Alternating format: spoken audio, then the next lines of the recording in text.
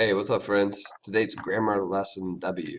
All right, Grammar Lesson W is specifically about two things we're going to cover. One, how do we punctuate titles, whether that's a short story title, a novel title? How do we punctuate titles?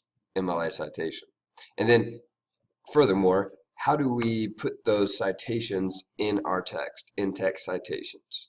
All right, let's take a look real quick at Grammar Lesson W. Grammar Lesson W takes a look at the differences between longer text and shorter text. So for example, if we are writing a paper, we have a novel, a play, a magazine, newspaper, any of these websites, album titles, video games, we will underline it if we are handwriting, or we will italicize that if it is typed. Now, anything shorter, lots of times this might be a chapter from one of these or a short story from one of these. Any shorter text or portion of one of these we put in quotation marks. So we've got essays, articles, short stories, etc. So should we underline or italicize or quote the following titles? Let's take a look. Miller's The Crucible. Miller's The Crucible is what?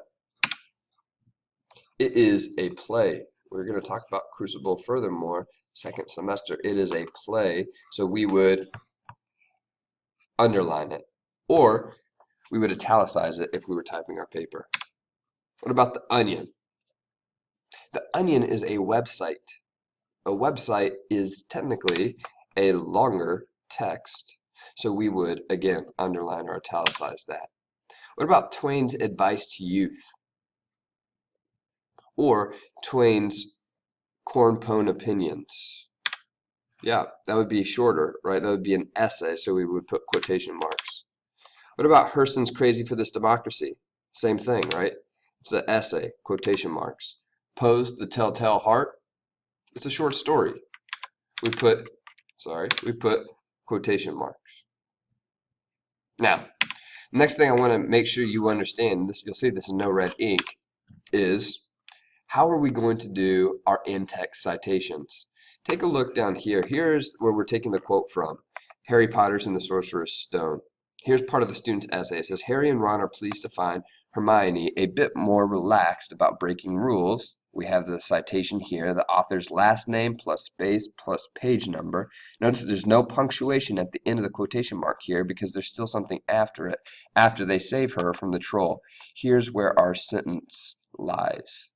Okay, still ends with the period. The period goes at the end of the sentence, not at the end of the quote. Okay? Another way of doing this, take a look. The old man becomes upset when the head rabbit asks him, "Why should I help you if you don't know how to cook?" Merlin 7, period. This comes from a book by Susan Merlin. So we have Merlin, page 7, in our MLA in-text citation. A period still ends the sentence, but notice this. In the quotation mark, there's a question mark. So we must include a quotation mark, a question mark, in before the quotation mark. We must include, if it's part of the quote, we must include that question mark within the quote, within the quotation marks. And then would still end the sentence with a period. All right? Hey, that's Grammar Lesson W. Next class, you'll have Grammar Quiz 7. See you then.